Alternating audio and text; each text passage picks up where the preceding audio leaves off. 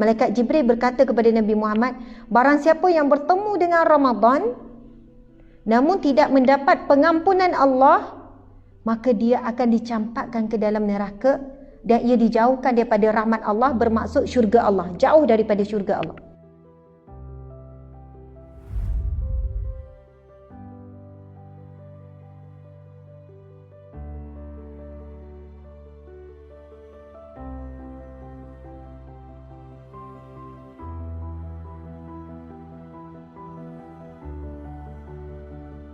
A'udzubillahi minasyaitonirrajim. Bismillahirrahmanirrahim.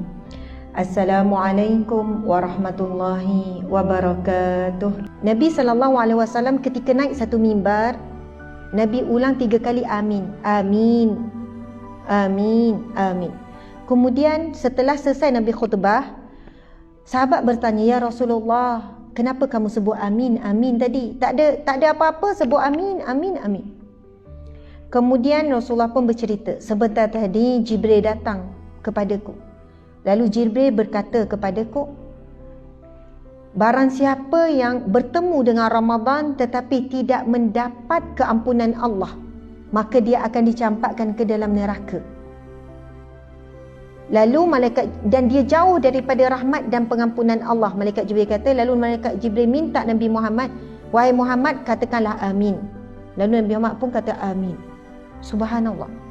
Saya ulang lagi sekali, malaikat Jibril berkata kepada Nabi Muhammad, barang siapa yang bertemu dengan Ramadan namun tidak mendapat pengampunan Allah, maka dia akan dicampakkan ke dalam neraka dan ia dijauhkan daripada rahmat Allah, bermaksud syurga Allah, jauh daripada syurga Allah. Lalu malaikat Jibril kata, wahai Muhammad, katakanlah amin. Nabi Muhammad pun kata amin, amin. Subhanallah, tuan-puan dimati Allah sekalian, jika Ramadan tidak mampu menghapuskan dosa kita, agak-agak mana lagi peluang untuk kita terhapus dosa. Sebab itu malaikat Jibril sebut, kalau tak terampun juga, dah jumpa Ramadan, dah masuk Ramadan, dosa masih tak diampunkan, maka seolahnya bakal ahli neraka. Persoalan kita tuan-puan sekalian, macam mana kita nak tahu kita ni dah diampunkan Allah belum dosa? Agak-agak dah diampunkan belum? Siapa yang boleh jamin? Alhamdulillah Ustazah, macam bayi dilahirkan semula, macam bayi baru lahir, Alhamdulillah.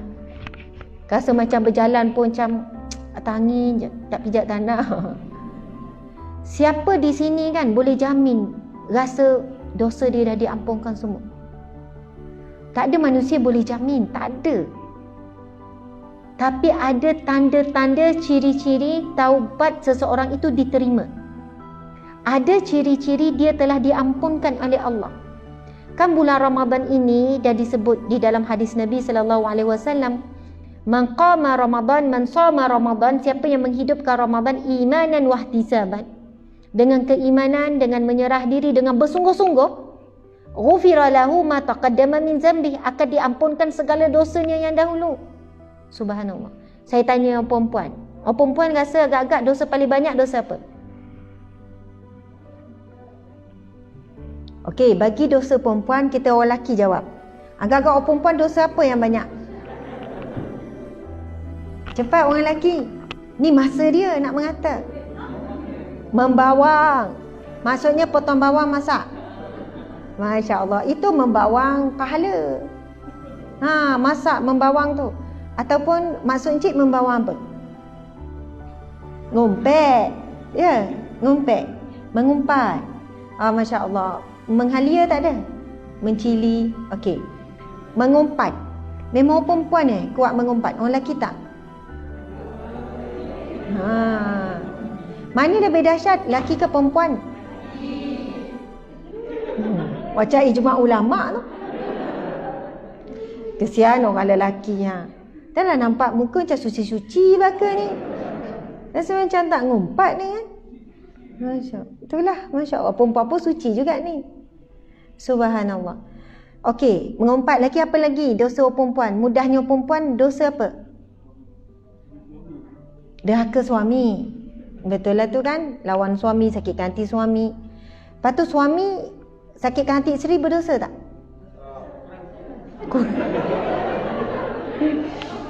Senang hati. Oh, bila tanya suami sakitkan hati isteri dosa tak? Kurang sikit. Oh, macam tu ya. Okeylah, kalau rasa suami sakitkan hati isteri kurang sikit. Kalau isteri sakitkan hati suami, oh itu dosa besar tu. Itu memang banyak. Okey, encik sakiti hati kawan. Dosa tak? Sengaja menyakiti hati kawan-kawan. Dosa. Kurang ke?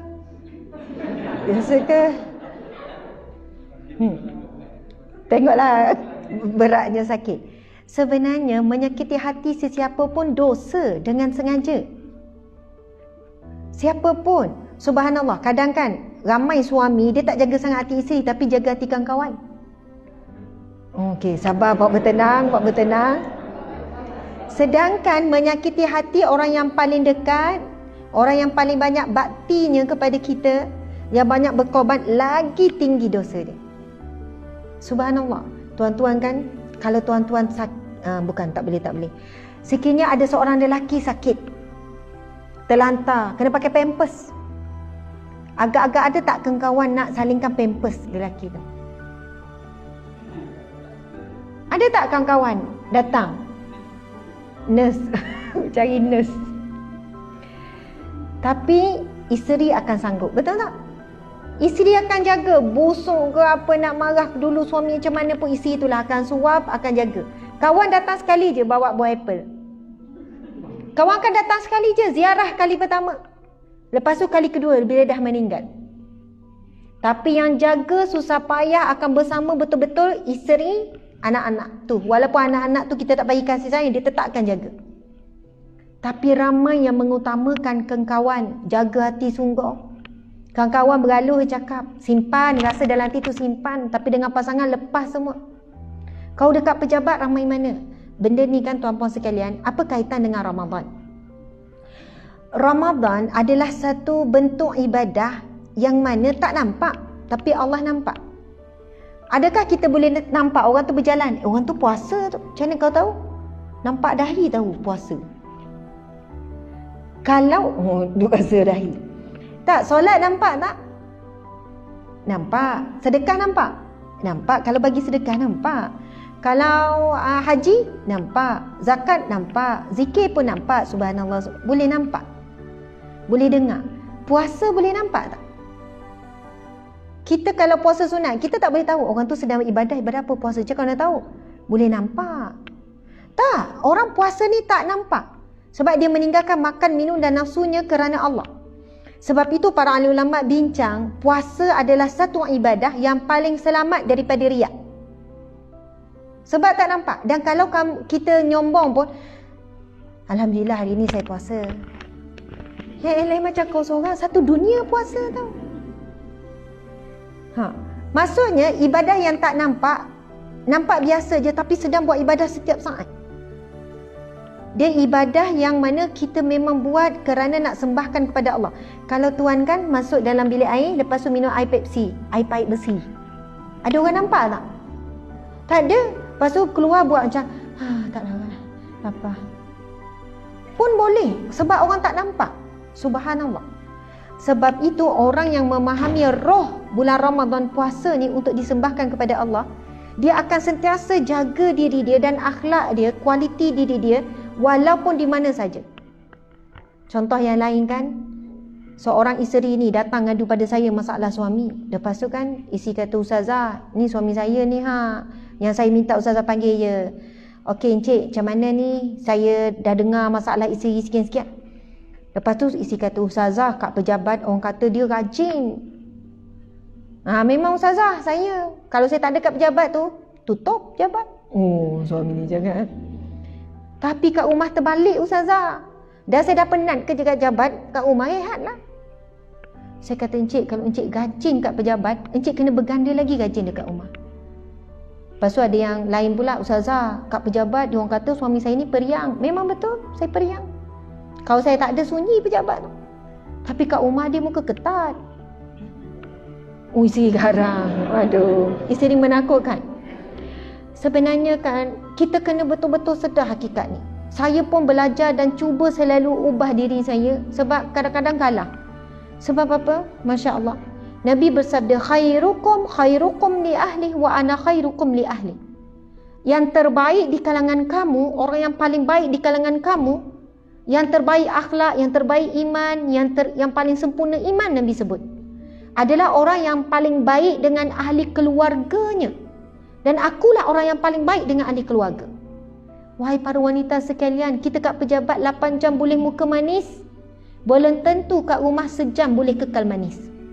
Ada je benda yang kita boleh terus muka tu keluar jadi raksasa, jadi singa. Suara tak ada dah, suara lembut kat pejabat. Ya encik, ada apa? Apa yang saya boleh bantu? Bayangkan keluar kat rumah. Ya bang, ada apa-apa saya boleh bantu bang? Ui, suami 3 kali. Biar betul awak ni. Itulah. Kalau tu kan, kalau anak dah besar, kau kena balik tau Nana. Cakap semua balik hujung minggu ni. Kenapa ya? Kau dah pelik lah. Mungkin tanda-tanda kematian. Tak pernah lembut macam ni ya. Kita dilatihkan di pejabat, penat macam mana pun, customer is first. Customer tu kan, walaupun customer tu marah, sabar, tahan. Kan gini-gini muka. Sampai orang tanya, wajah kamu memang senyum. Memang dilahirkan penyenyum. Masya Allah. Tapi on the way nak balik tu kan, kami tada, selamat berbuka. Okey, jumpa lagi besok. Engkau kawan ni ceria. 8 jam ni bukan tak penat. Tapi nampak jatak rumah terus. Angkat beg tak larat. Buka je pintu, bang, saya penat ni tau. Saya memang tak rehat, kerja banyak hari ni. Awak jangan buat perangai. Allah. Jumpa baru berapa minit, tunjuk dah muka penat semua. Lepas tu anak datang. Allahu Akbar, Masya Allah. Dia bawa Bilal dia pula kan. Subhanallah. Bila masuk je, anak tengah masak nak buka puasa, anak datang. Umi. Nak makan tak? Nak buka puasa tak? Pergi main dia duduk diam-diam. Umi nak masak ni kan tak masak pun tau. Na'udzubillah. Macam mana kita boleh menyimpan tenaga, semangat kita untuk dipersembahkan kepada orang luar, tapi bila ahli keluarga tinggal sisa-sisa tenaga dan kemarahan. Patutnya bila nak sampai rumah, kita check out daripada pejabat, check in pejabat yang lebih besar pahalanya, iaitu rumah tangga kita. Antara falsafah Ramadan adalah menjadikan kita seorang yang sentiasa merasakan Allah melihat. Tuan-puan boleh je makan minum dalam tanda masuk bilik tutup ni. Bos-bos ni kan ada bilik bilik kosong kan, bilik sorang-sorang kan, bos-bos kan. Boleh je keluarkan biskut raya, saya ada jual biskut raya, makan. Tapi kenapa tak buat? Merasakan Allah melihat. Maksudnya kita boleh sorok je pada manusia, lepas tu lap betul-betul, lepas tu buat macam lapar. Sepatutnya falsafah itu ditanam, kita menjaga akhlak kita di mana sahaja. Tapi ramai orang jaga prestasi kerja sampai dapatlah anugerah pekerja cemerlang. Tapi agak dapat tak tuan-tuan ni anugerah suami cemerlang? Siapa nak bagi? Allah bagi. Yang Nabi sebut tu, yang paling baik dengan kamu, orang yang paling baik dengan ahli keluarga. Akhlaknya, santunnya, rajinnya, wajah yang manisnya, lemah lembutnya. Subhanallah. Kadang suami saya memang sound saya. Kemarin pun kena juga. Bila saya tak boleh nak, kadang hilang sabar. Anak saya 7 orang kecil-kecil kan, hilang sabar, terus marah. Suami kata, jadi macam penceramah sikit. Ya, suami saya dekat luar kot, ataupun dia dengar. Dia kata, akhlak macam penceramah sikit. Ya, masa ceramah kan macam bagus, solehah, subhanallah. Saya kan, okey, minta maaf. Okey anak-anak Umi sekalian, ubahlah intonasi. Subhanallah. Kadang-kadang orang bergaduh di apa kan, memang menguji. Kata, ya Allah, tak macam penceramah ni. Subhanallah. Kadang saya kena tegur dengan anak saya. Imran, Luqman, anak-anak yang kecil ni, yang baru darjah 1 je 2. Bila muka saya masam, bila Imran tanya, Umi kenapa masam? Umi penat. Tadi Umi okey muka Umi. Sebelum tu ada tetamu datang, kan main senyum tetamu. Tetamu siap tanya, Ustazah tak apa ke ni? Tak apa, tetamu bawa rahmat. Masya Allah. Kan? Betul tak? Padahal saya memang penat, tapi memang muka ceria. Allah, hidang makan apa, tetamu balik tutup pintu je. Lepas tu Imran, Umi, ya Imran ada apa? Umi penat ni. Tadi Umi okey. Lepas tu saya kata, tadi yelah depan orang Umi kenalah jaga. Depan Imran Umi tak perlu jaga. Kena step back. Depan Imran Umi tak perlu jaga. Umi tak perlu jaga senyuman Umi untuk Imran, tak perlu. Okey Imran, okey, insaf. Okey Imran. Ya Imran nak apa? Tapi betul tak teguran tu? Betul. Kita sebenarnya buat kerana Allah ke kerana manusia?